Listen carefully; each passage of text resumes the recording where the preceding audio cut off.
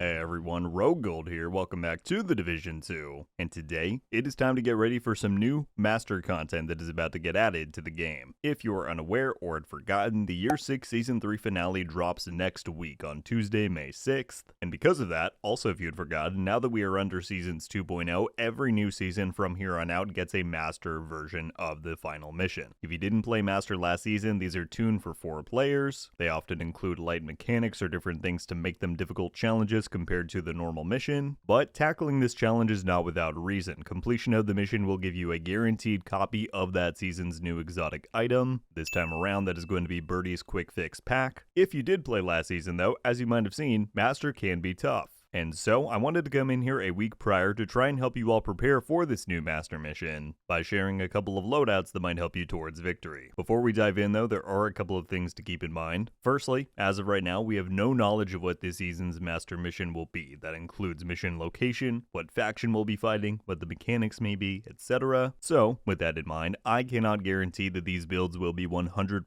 optimized for whatever we end up getting, but what I can tell you is that on day 1, these are the builds that I'm going to be taking into the fight. And what I can guarantee is that they are geared for tackling combat at the Master difficulty level, both in solo and in a group. I've got a few different ones to show you. Also, in these builds and in this video, I am accounting for the usage of seasonal modifiers. The devs have said that using them on Master is the intended experience of the season, and they also tend to just make fights a lot easier with the bonuses they provide, even more tools at your disposal. Alright, and then finally, as always, builds in the Division 2 are preferential. These specific ones I'm going to show off are tuned to my own playstyle, but please do not feel required to copy them one for one. If you just want to take inspiration and modify it from there, that is the ideal intention. With that down, we'll get straight to it. There are timestamps down below for the various builds we're going to take a look at. If you end up enjoying the video and it helps you out, I would appreciate you clicking that subscribe button if you're not already. Not only are we almost at 100k subs, but I've got plenty more content coming your way, like a full Master guide next week and more. Alright, but with all of that said, let's get to this. Alright, so the first build we are going to be taking a look at is solo focused, right? If you want to try and tackle this season's Master mission by yourself, this may be the setup for you. It focuses not only on having good damage, which it does have, but it also maximizes your crowd control potential, right? It really helps you set the pace for the battlefield against these tons of elites like we saw in last season's Master. It is a bit of a modification of a build I've shown here on the channel before, but it is tuned for this season's modifiers, but I ensured that it took it into solo legendary to prove its viability, as you're seeing in the background gameplay. Let's take a look at the breakdown. Here it is. Again, the 3 core tenets here are a focus on damage, crowd control, and self-sustainability. I'm going to scroll through the different pieces in the background here independently of what I'm talking about, just so that if you want to pause, screenshot, see the different pieces you can. But for our primary weapon, we are utilizing the blue screen exotic LMG. There has been a recent surge of popularity here due to its amazing crowd control talent, and it works wonderfully in Master for applying stuff like disorient to a large amount of enemies. Applying those statuses plays right into the 4 pieces of ongoing directive that I have on. That gives you special ammo upon killing enemies with statuses, and that then grants us a huge damage spike. I'm also running the Contractor's Gloves. These are pretty much just a no-brainer for LMG builds. Great synergy there. Finally, I have the Memento Exotic Backpack, which might be the most controversial piece on here. I'm sure other people may have their own preferences. I think the Memento is a gem for its armor regen functionality and the fact that it boosts your damage by quite a lot as well, but as always, feel free to experiment if this doesn't fit your playstyle. The skills and specialization choice that I've selected for this build may seem odd at first, but they will make a lot more sense once you factor in the modifiers. For my active mod, I'm running Overdrive. This is simply, in my opinion, the best option out of the 3, the simplest and the easiest to use in combat. For my passives, I then firstly have Critical Momentum. This is ideal, in my opinion, for passive momentum gain against these higher health pool enemies, right? You're getting less rapid kills than on Heroic or content like that, so this helps you still build up some momentum while you're in the middle of the fight. Next up, we then have Microwave Coils. This is the MVP of this video and the season, really. That's going to be a recurring theme of this video. I did a video way earlier on in the season demonstrating why this specific mod is so good. I will link that in the description in case you want to check it out. But essentially, this one passive modifier alone allows for pretty much endless crowd control opportunities.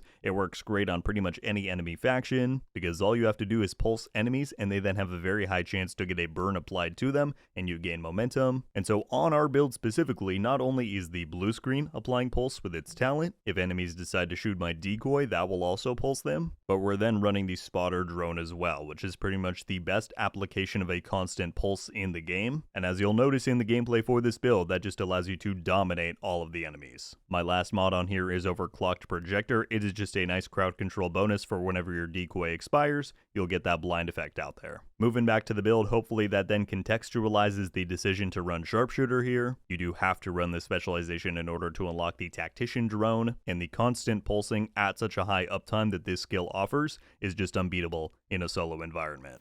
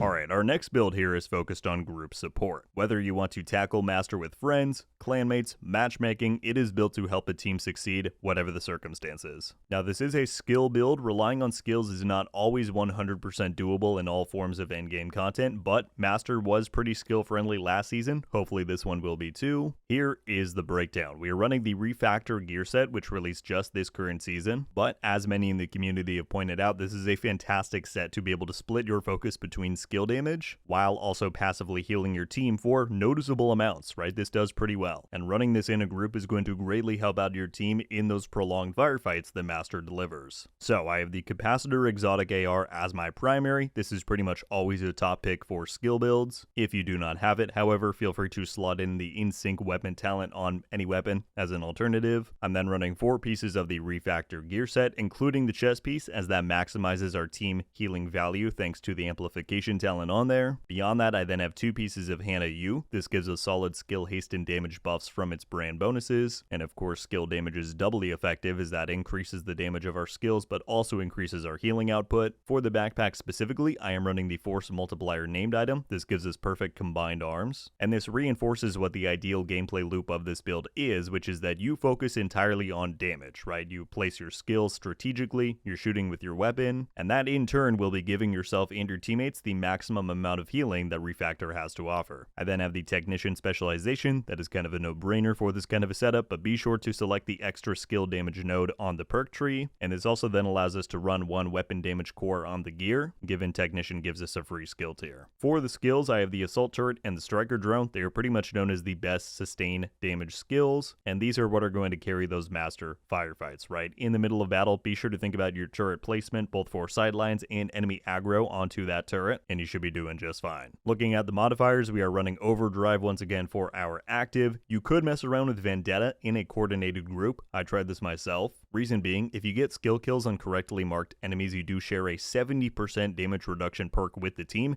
That is really strong, but in general, Vendetta is just too much for a matchmade group to handle, so I will leave that at your discretion. For the passives, firstly, we have the Aggressive Drone. This gives us more damage, which in turn again gives us more healing from Refactor. I consider that a win-win. Momentum Surge will help you in filling out the gauge for your seasonal modifier a little bit easier. That allows us to get to the final tier and unlock the skill Overcharge a little bit easier. And then finally, we have Rigged Battery. This actually synergizes quite well with Aggressive Drone because it means that while your drone does deal more damage, it's also dying faster, but that will then result in a more frequent shock dealt out from this passive.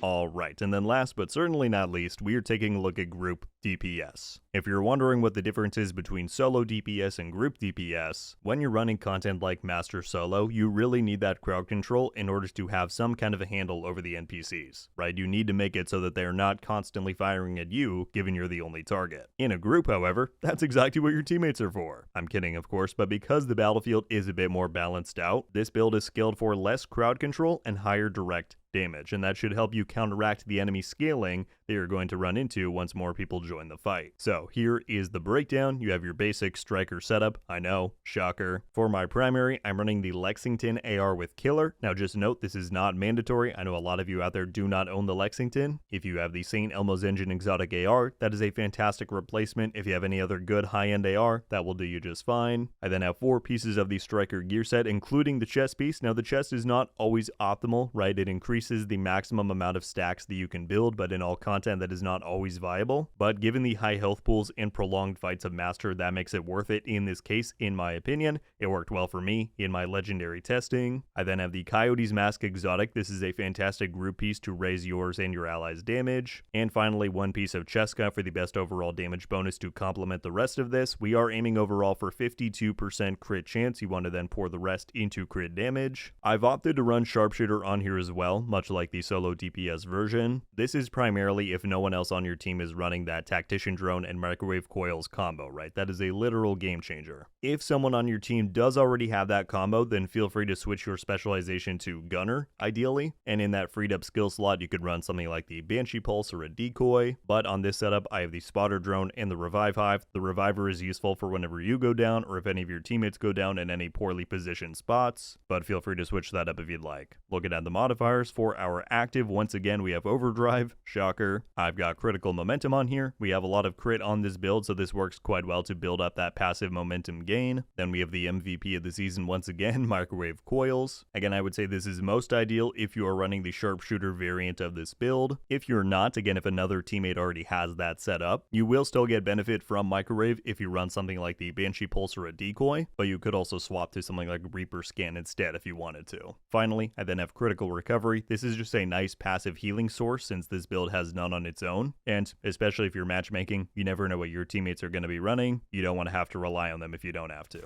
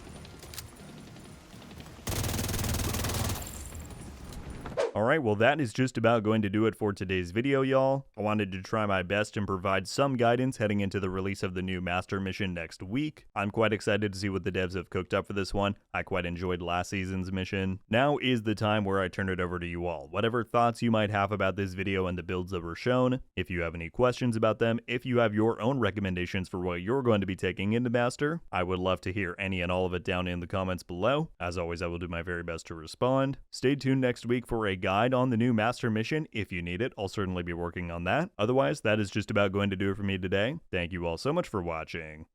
I'll see you in the next one. RogueGold. Ow.